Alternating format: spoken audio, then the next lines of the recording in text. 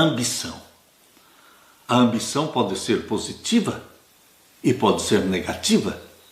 Você precisa ter alguma ambição na sua vida.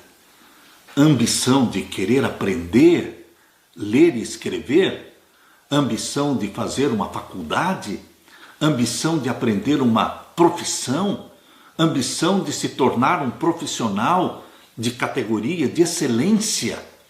Você precisa ter esta ambição positiva de querer crescer, aprender mais da palavra de Deus, de ganhar mais almas para Jesus. Você ganhou 2, 3 ou 4 almas para Jesus, você precisa ter essa ambição santa de ganhar 10, de ganhar 20, de ganhar milhares de pessoas para Jesus. Você precisa ter a ambição santa de não se conformar com este mundo, com esta terra, mas querer o céu, sonhar com o céu, desejar o céu, a ambição de viver no céu, a ambição de entrar na Nova Jerusalém pelos portões e receber da mão de Jesus a coroa de ouro. Esta é a ambição santa de ser como Jesus, viver para servir. Mas, queridos, existe a ambição negativa, ruim. Judas foi ambicioso. Judas não ambicionou o caráter de Jesus. Judas ambicionou dinheiro. Por isso traiu a Jesus Cristo por 30 moedas de prata. Não somente Judas, porque nós geralmente detestamos Judas e falamos mal de Judas, mas não foi somente Judas que era ambicioso. Os outros discípulos também eram ambiciosos. Enquanto Judas estava ambicionando dinheiro, os outros discípulos estavam ambicionando ser maior. Eles estavam discutindo o tempo todo para ver quem seria o maior. Isto também é uma ambição ruim, porque Deus não quer que você seja maior. Ninguém é maior do que ninguém, ninguém é melhor do que ninguém. Nós temos que ambicionar o caráter de Jesus. Isso sim, ter ambição de sermos vistos como filhos e filhas de Deus. Ter ambição de ter o nosso nome registrado no livro da vida. Não ser maior, não ser melhor do que os outros, mas ser como Jesus Cristo, vivendo para servir. Abra sua Bíblia e vamos ler em Lucas capítulo 22 e os versos 14 em diante. Lucas capítulo 22 e os versos 14 até o verso 30. Aqui nós lemos: E chegada a hora, pôs-se à mesa e com ele os 12 apóstolos. E disse-lhes: Desejei muito comer convosco esta Páscoa, antes que padeça. Porque vos digo que não a comerei mais, até que ela se cumpra no reino de Deus. Um dia vamos comer a ceia do Senhor lá no céu, numa grande, longa e enorme mesa. Todos nos assentaremos e comeremos a ceia.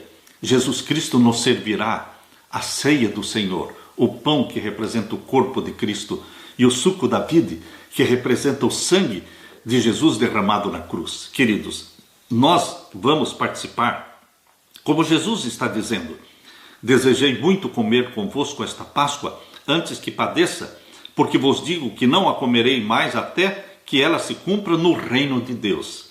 E tomando o cálice, e havendo dado graças, disse: Tomai-o, e reparti-o entre vós, porque vos digo que já não beberei do fruto da vida até que venha o reino de Deus. E tomando o pão, e havendo dado graças, partiu-o, e deu-lhe, dizendo: Isto é o meu corpo que por vós é dado. Fazei isto em memória de mim. Semelhantemente, tomou o cálice depois da ceia, dizendo: Este cálice é o novo testamento no meu sangue, que é derramado por vós. Mas eis que a mão do que me trai está comigo à mesa, a mão de Judas. E na verdade o Filho do Homem vai segundo o que está determinado, mas ai daquele homem por quem é traído. Judas, o ambicioso do dinheiro, ele era ladrão, ele era o tesoureiro do grupo, e ele roubava o dinheiro que entrava na bolsa. E começaram a perguntar entre si qual deles seria o que havia de fazer isto. Queridos, verso 24. E houve também entre eles contenda sobre qual deles parecia ser o maior. Primeiro, a palavra de Deus fala da ambição de Judas, o ladrão, aquele que ambicionava lucros. Depois fala da ambição dos discípulos que queriam ser um maior do que o outro. O verso 25. E Jesus lhes disse: Os reis dos gentios dominam sobre eles, e os que têm autoridade sobre eles são chamados benfeitores. Mas não sereis vós assim. Antes o maior entre vós seja como o menor, e quem governa como quem serve. Pois qual é maior, quem está à mesa ou quem serve? Porventura, não é quem está à mesa? Eu, porém, disse Jesus, entre vós sou aquele que serve. Jesus veio para ser servidor. E Jesus quer que você seja servidor. Viva para servir. Descubra a felicidade de servir, meu irmão. É tão gostoso fazer o bem. É tão gostoso repartir o que Deus nos dá. É tão gostoso ser caridoso. Isso traz um bem-estar.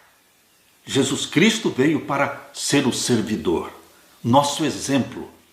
E o verso 28 diz: e vós sois os que tendes permanecido comigo nas minhas tentações, e eu vos destino o reino como meu Pai me destinou, para que comais e bebais à minha mesa no meu reino, e vos assenteis sobre tronos, julgando as 12 tribos de Israel.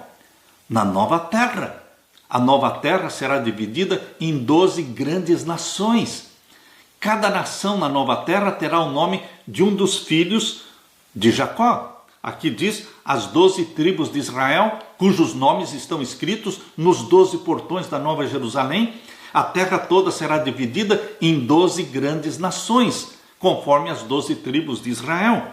E Jesus disse: vocês, os meus discípulos, vocês, os apóstolos, vão se assentar em tronos, julgando as 12 tribos de Israel.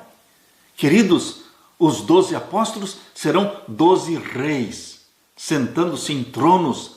Eles vão governar as 12 tribos. Mas, acima dos 12 reis na nova terra, está o Rei dos Reis, que é Jesus Cristo, o nosso Senhor. Eles aprenderam a viver para servir. Eles viveram servindo. E você e eu? Raramente discutimos sobre quem é o melhor na igreja, quem é o melhor na família ou local de trabalho. Podemos até pensar muito sobre isso, mas quem de fato fala abertamente sobre esse assunto? Mas está lá escondido dentro do nosso coração esse desejo de ser maior, de ser melhor do que todos. Aquela não havia sido a primeira vez que essa questão tinha sido levantada na comunidade dos seguidores de Jesus. Mateus capítulo 18, verso 1, relata que os discípulos trouxeram esta pergunta a Jesus e a formularam de maneira mais abstrata, dizendo: quem é o maior no reino dos céus? A resposta de Cristo envolveu uma lição prática. Depois de chamar uma criança, ele a colocou no centro do grupo, e as pessoas arregalaram os olhos e levantaram as sobrancelhas. A ação de Jesus exigia uma explicação. E em Mateus 18:3, o mestre também oferece esta explicação. Em verdade, lhes digo, disse Jesus, se vocês não se converterem e não se tornarem como crianças, de maneira nenhuma entrarão no reino dos céus. As crianças que estão brincando não estão pensando quem é maior, quem é melhor. Estão simplesmente brincando. Queridos, nós temos que ter a mente de criança, ter a mente de Jesus. A mente de Jesus é uma mente pura, sem ambições negativas, sem ambições doentias. A conversão é fundamental para encontrarmos o descanso em Jesus. Precisamos de uma ajuda externa para vencer o egoísmo, para vencer a ambição doentia. Percebemos que não podemos depender de nós mesmos, mas precisamos confiar em Jesus. Vivenciamos uma transformação de nossos valores e ambições quando encontramos Jesus. Jesus disse: confiem em mim e dependam de mim como esta criança. A verdadeira grandeza é abrir mão de seus direitos e abraçar os valores do reino de Deus. Os discípulos ainda não tinham aprendido esta lição quando Jesus realizou a última ceia. Mas no finalzinho da sua vida, Jesus queria que eles finalmente aprendessem a ser humildes, a serem como crianças. Somente durante os 10 dias no cenáculo, Vocês se lembram? Depois que Jesus morreu, ele ressuscitou, subiu ao Pai no dia das primícias, apresentou diante do Pai as primícias, então ele voltou e passou 40 dias na terra. Depois dos 40 dias, ele subiu ao céu, desde o dia em que Jesus subiu ao céu, até completarem 50 dias. Nestes últimos 10 dias, relatados ali em Atos capítulo 1, quando menciona que Jesus Cristo, lá do Monte das Oliveiras, subiu ao céu. Os discípulos se reuniram no cenáculo. E ali no cenáculo, eles permaneceram 10 dias confessando os seus pecados, pedindo perdão um para o outro, eliminando as diferenças que existiam entre eles, confessando, sendo perdoados e buscando o batismo do Espírito Santo. E no final dos 10 dias, que na realidade completaram 50 dias, desde a ressurreição de Jesus até o dia que o Espírito Santo foi derramado sobre eles, foi a festa do Pentecostes, 50 dias após a ressurreição de Jesus. Mas foram 10 dias no cenáculo, de confissão, de reconhecimento das suas próprias faltas. E então o Espírito Santo foi derramado sobre eles. E Deus tirou deles as ambições doentias e colocou neles a ambição positiva e saudável de querer ter o batismo do Espírito Santo diariamente, de querer possuir a mente de Jesus diariamente. O Espírito Santo quer colocar em você esta ambição saudável, abençoada, de ter a mente de Jesus diariamente. E o batismo do Espírito Santo, ambicione este dom do Espírito Santo na sua vida. Busque-o com lágrimas, com confissões diariamente. E Deus te concederá esta bênção. Aleluia. Na parte de quarta-feira, hipocrisia. Ó, queridos, a hipocrisia já existe dentro da natureza humana pecaminosa que nós temos. Hipocrisia é este desejo de aparentar ser o que não somos. Hipocrisia é viver de aparências. As pessoas só nos veem exteriormente, a roupa bonita, o cabelo penteado, mas as pessoas não enxergam lá dentro do seu coração a inveja, o ciúme, o orgulho, o egoísmo, as ambições doentias. Nós somos como sepulcros caiados, que são bonitos por fora, mas por dentro são podres. A hipocrisia precisa ser vencida. E somente aos pés de Jesus Cristo poderemos vencer a hipocrisia e deixar de viver de aparências. Sermos de fato filhos e filhas de Deus. Um hipócrita é um fingidor que deseja parecer ser alguém que não é.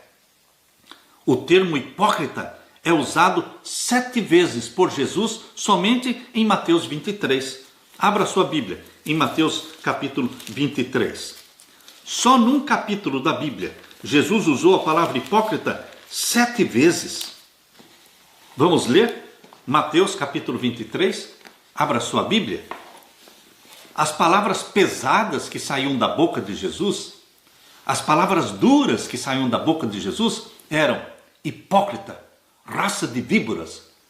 Mas Jesus não usava estas palavras pesadas, duras, para Zaqueu, o publicano, ou para a mulher adúltera.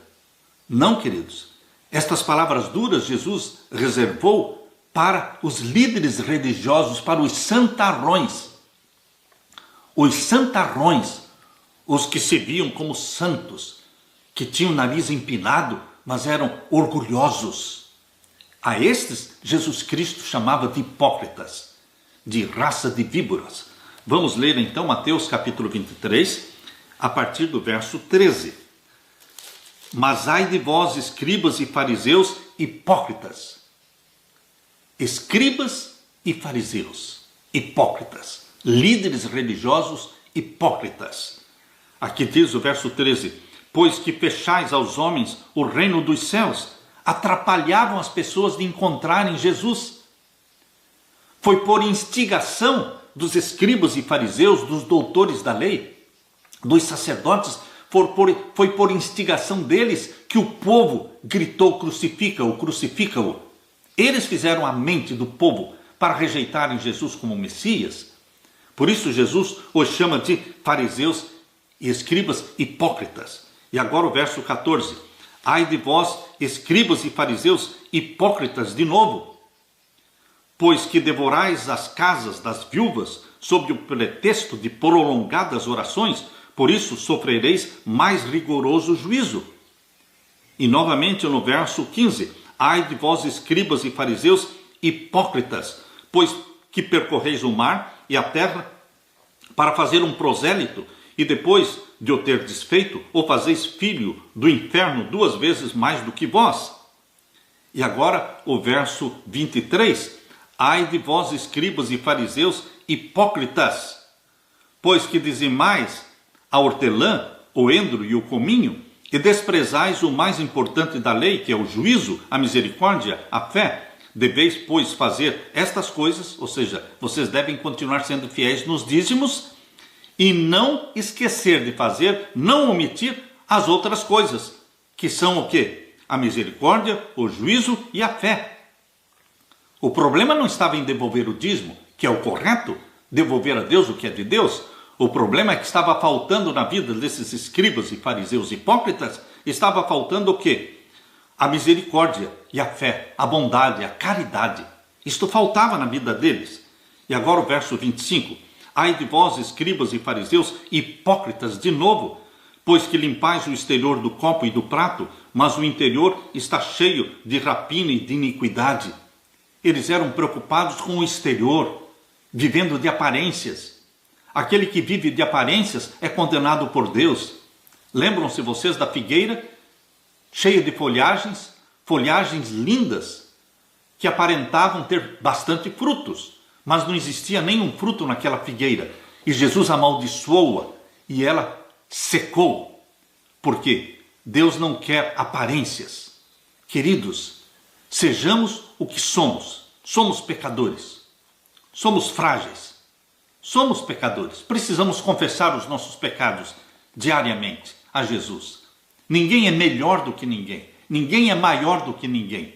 Mas em Jesus Cristo aprendemos a humildade e a lei do serviço. Sermos servidores. E agora no verso 27.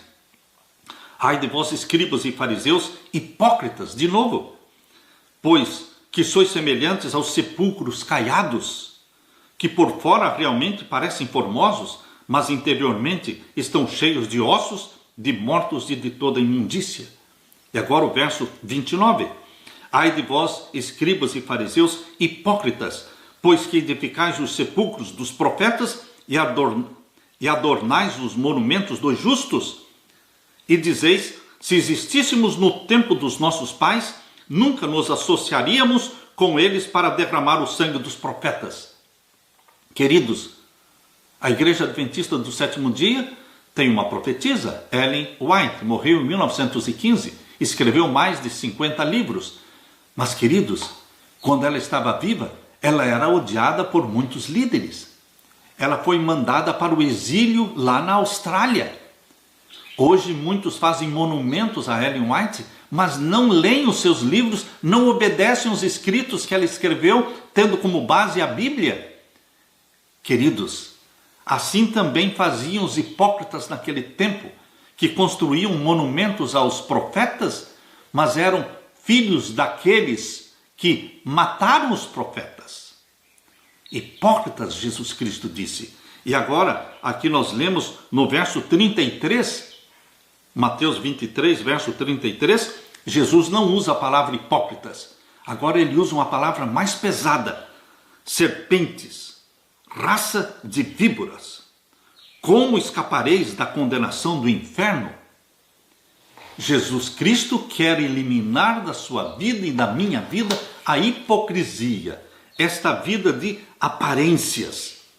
Jesus associou 4 características aos escribas e fariseus. No âmbito do judaísmo do primeiro século, depois de Cristo, os fariseus representavam os conservadores religiosos. O maior número era de fariseus, era a maior classe. Eles estavam interessados na lei escrita e oral e enfatizavam a pureza ritual, mas eram hipócritas. No outro âmbito estavam os saduceus, uma classe menor, um grupo de líderes, em sua maioria de ricos. Os sacerdotes eram saduceus. Os saduceus eram uma elite social, à qual pertenciam ricos e todos os sacerdotes, os sumos sacerdotes. Eles eram muito helenizados, ou seja, a cabeça deles era feita pela cultura helênica, pela cultura grega. E queridos, os saduceus, embora os sacerdotes e os sumos sacerdotes fossem saduceus, pasmem, eles não acreditavam na Bíblia. Eles não acreditavam no juízo celestial. Eles não acreditavam na ressurreição. Eles não acreditavam no céu. Imagine, Anás e Caifás e os sacerdotes não acreditavam na Bíblia. Eles eram satânicos. Eles eram adoradores da Cabala. Eles eram adoradores do Deus da Cabala. Quem é o Deus da Cabala? O Deus de chifre, Satanás. Por isso eles disseram, não temos outro rei senão César. Condenaram a Cristo. Pediram que a multidão clamasse, crucifica-o, crucifica-o. Por quê? Porque eles não adoravam o Deus criador dos céus e da terra. Eles, os líderes da nação, eles adoravam o Deus da Cabala, o Deus de chifre. É isso mesmo. A Cabala veio com os judeus quando eles voltaram de Babilônia, depois de 70 anos em Babilônia, quando eles retornaram, eles saíram de Babilônia, mas Babilônia não saiu de dentro deles. Por isso rejeitaram o Messias. Queridos, hoje ainda existem muitas pessoas adorando o Deus da Cabala, o Deus de chifre. A maçonaria adora o Deus da Cabala, o Deus de chifres. Queridos, aqueles que têm inveja, ambições doentias, egoísmo, hipocrisia, vivendo de aparência, não estão adorando o Deus da Bíblia, estão adorando o Deus da Cabala. De acordo com Jesus, somos hipócritas quando não fazemos o que dizemos, quando tornamos a religião mais difícil para os outros, sem aplicar os mesmos padrões a nós mesmos, quando queremos que outros aplaudam o nosso fervor religioso e quando exigimos honra e reconhecimento que pertencem apenas ao Pai Celestial. Jesus proferiu palavras severas e diretas, mas seu envolvimento com aqueles que ele chamou de hipócritas foi cheio de amor e preocupação. Jesus olhou demoradamente para o templo e depois para os ouvintes. No rosto do Filho de Deus estava estampada a misericórdia divina. Com uma voz agitada por profunda angústia de coração e amargas lágrimas, Jesus exclamou: Jerusalém, Jerusalém, que matas os profetas e apedrejas os que te foram enviados. Quantas vezes quis eu reunir os teus filhos, como a galinha junta os seus pintinhos debaixo das suas asas, e vós não o quisestes? Mateus 23, 37. Jesus Cristo quer salvar os hipócritas. Jesus Cristo quer salvar os egoístas. Nós somos tudo isso. Jesus quer salvar a mim e a você e nos dar um novo coração. É isso que Jesus faz. Ele arranca de você o coração pecaminoso e lhe dá um coração puro, que é o coração dele, uma mente santa, que é a mente dele. Esta é a obra do Espírito Santo, enviado por Jesus Cristo, para fazer esta renovação, gerar em você a natureza santa de Jesus Cristo. Queridos, este é o presente de Jesus para você. Fazer de você e de mim filhos e filhas do Pai Celeste, que vivem aqui nesta terra como servidores, para glorificar o Pai. Aleluia. Na parte de quinta-feira, eliminando a inquietação. A inquietação existe, mas em Jesus Cristo você pode encontrar descanso, descanso para a sua alma. Agora, queridos, esse descanso somente pode ser obtido lendo a Bíblia, descobrindo os planos de Deus para você. Deus tem um lindo plano de tirar você desta terra, levá-lo para o céu, para que você passe 1000 anos com Jesus Cristo no céu. E depois dos 1000 anos, você vai descer dentro da Nova Jerusalém para esta terra. E então os ímpios serão ressuscitados, queimados, e Deus cria um novo céu, uma nova terra, tendo como capital a Nova Jerusalém. E é nesta nova terra que nós vamos ter uma eterna vida, um eterno descanso aos pés de Jesus Cristo. Abra sua Bíblia em João capítulo 14. João capítulo 14, vamos ler os versos 1 até o verso 6. João capítulo 14, verso 1 até o verso 6. Não se turbe o vosso coração, ou seja, não se preocupe, não fique ansioso, não se turbe o vosso coração. Credes em Deus, crede também em mim. Jesus está dando o remédio para o egoísmo, o remédio para a inveja, para a hipocrisia. Creia em Deus, creia em Jesus Cristo. É isso que Jesus está falando. Verso 2, eis a promessa. Na casa de meu pai há muitas moradas. Se não fosse assim, eu vou-lhe teria dito.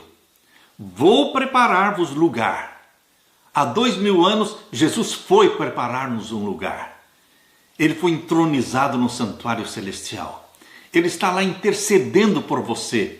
E ele vai voltar para buscar você. Ele quer nos levar para o céu. E aqui diz o verso 3. E se eu for, e ele foi, e vos preparar um lugar, e está nos preparando um lugar, virei outra vez, e ele voltará mesmo outra vez. Para quê?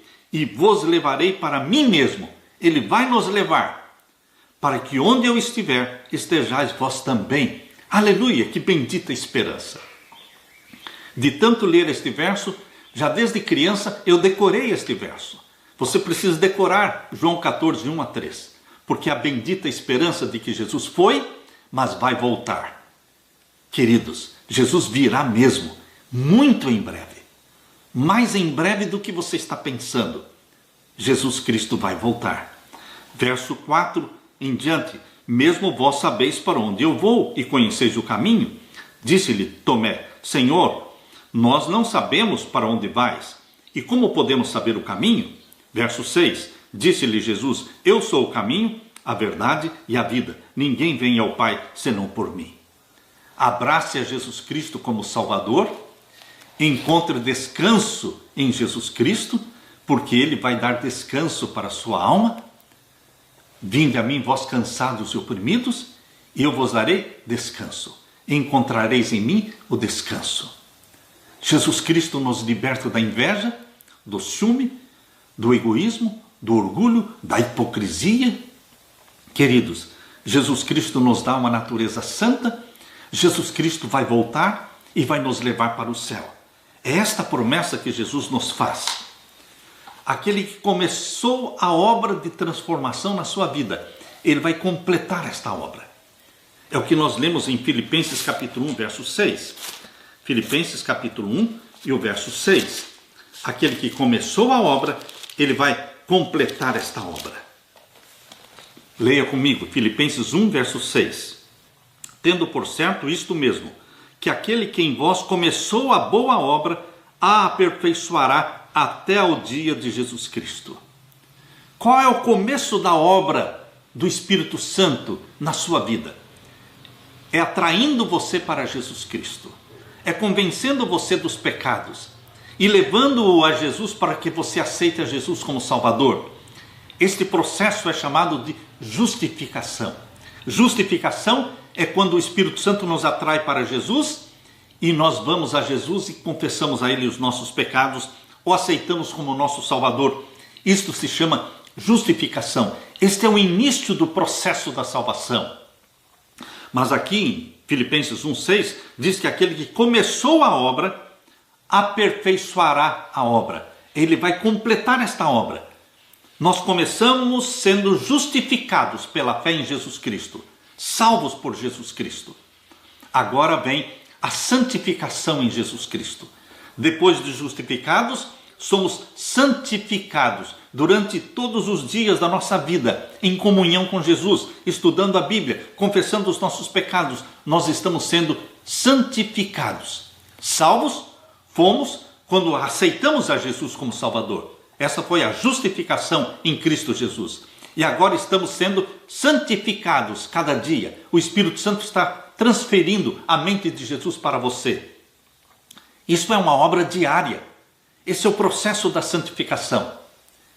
Jesus começou a obra e ele vai completar a obra.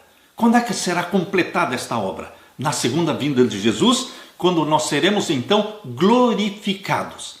Glorificação é o ato de sermos transformados de mortais para imortais. Nosso corpo mortal será glorificado para ser como o corpo de Cristo, que ressuscitou glorificado.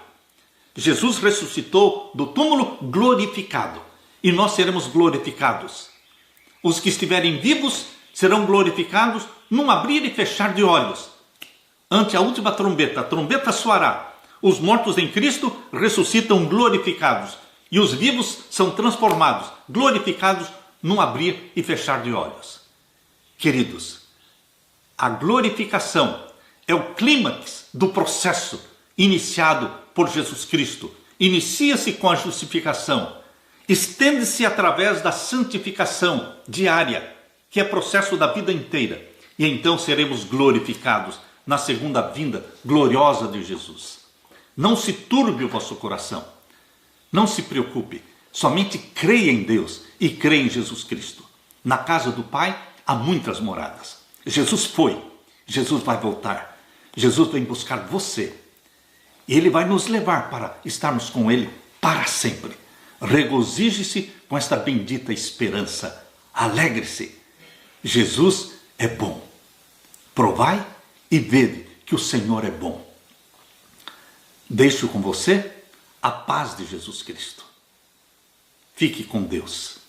Fique com a bênção de Jesus. Amém.